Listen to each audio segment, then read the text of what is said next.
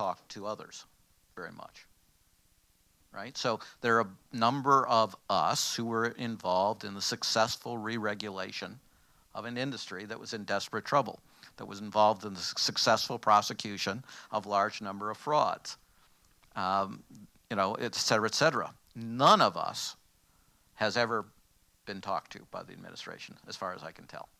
Zero. Instead, they've gone to people who have an entire track record of failure their entire lives, right? So Geithner started out as screwing up the Asian financial crisis that people may remember, Thailand, the collapse of Thailand and such. That was his beginning. He performed poorly there.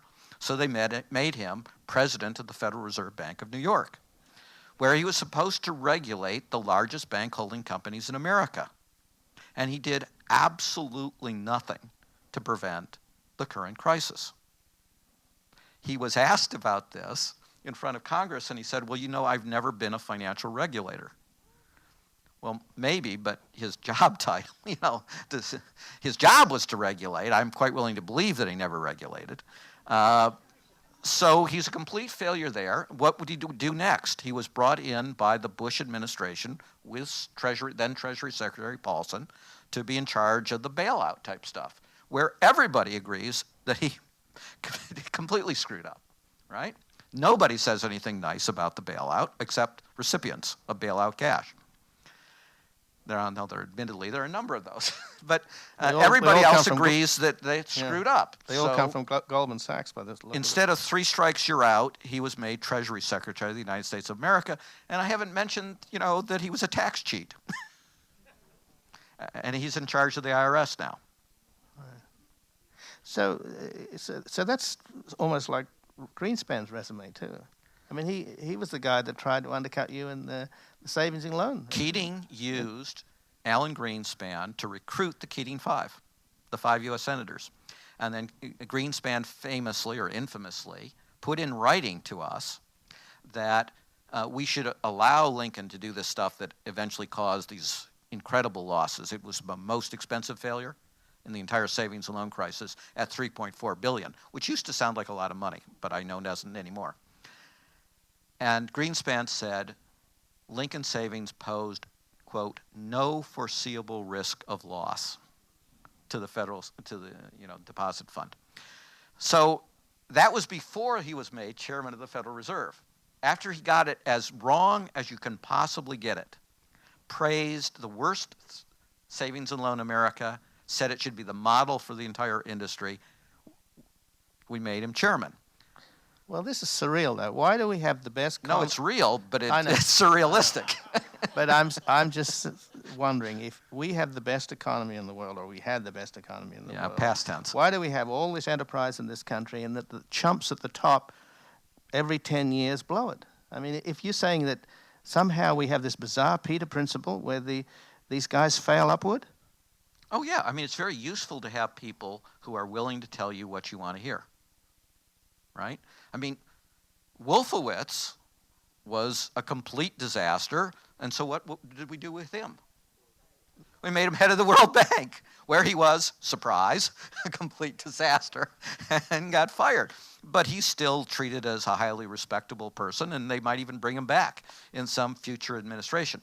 It's a very weird place, and indeed, Greenspan's biggest thing was hilarious because he always claimed reputation trumped everything. Right, so conflicts of interest didn't matter because people would be concerned about their reputation and they'd do the right thing.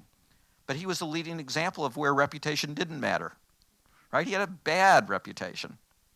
He had a failed reputation, and we gave him the most prestigious position in many ways in the free world. Right? Presidents don't have to be prestigious, they just have to be popular and get elected. But you have to allegedly be super great stuff to be made chairman of the Federal Reserve in the United States of America. It's the most powerful economic position in the entire world. And we pick people who are often have a record of failure. So what about Bernanke then? I mean, don't tell me he's as bad as the other guys. Bernanke's interesting. He's certainly not as bad as Greenspan, but I don't know how many people were able to watch any of the testimony or read the testimony today, Bernanke was willing to threaten to use federal power in a completely illegitimate way.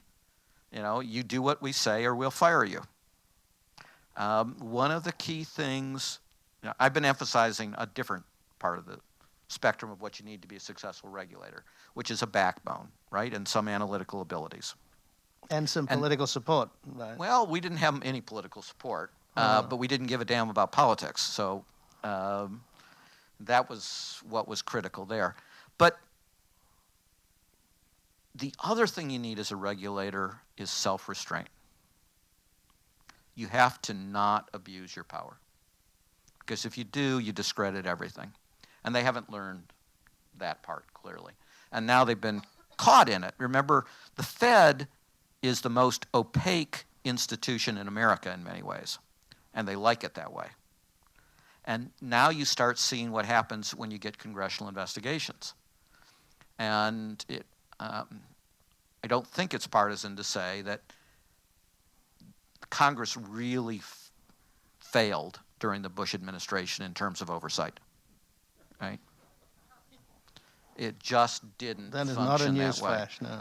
And so, if they actually start doing things, you mentioned Pecora. I don't know whether people understood that reference in many cases.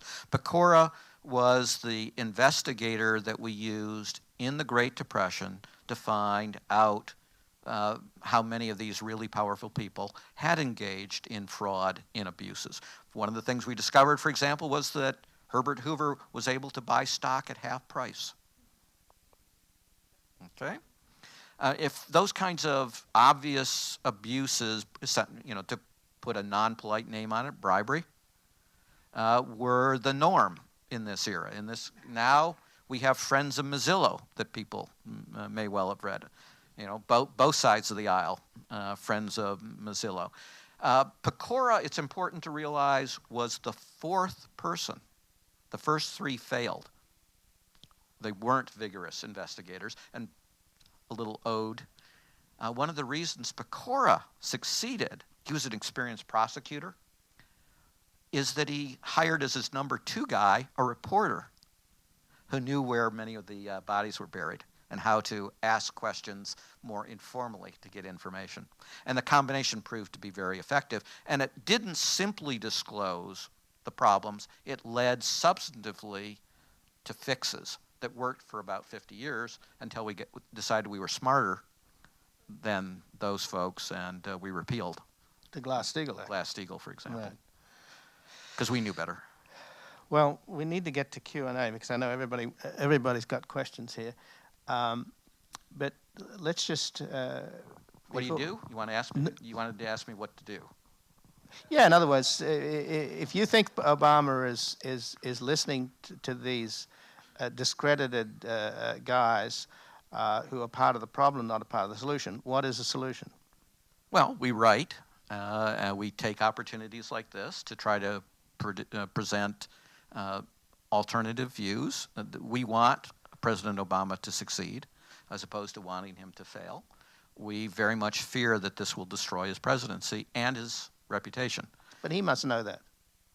I don't know. No, you have to understand how seductive a cover-up is. Because you have all these people coming to you and saying, hey, if we actually deal with the crisis, it's going to cost $2 trillion. You'll have to go in front of Congress, and you'll have to use $2 trillion, and it'll be portrayed as a bailout of rich people. And you will, how attractive is that going to be politically, folks? Not very, huh? Whereas you have other people saying, shh, just keep quiet. Say that the banks are fine, right? Wait, give them all kinds of secret subsidies, which is what we're doing, right? Keep it opaque, keep it off the balance sheet, keep it so that you don't need Congress to give you authority. Do it through the Fed. That's why we're doing so many things through the Fed, because Congress has so little authority over the Fed. And that's really attractive, right? The first one is painful, politically unpopular, and get your administration off to a really bad start.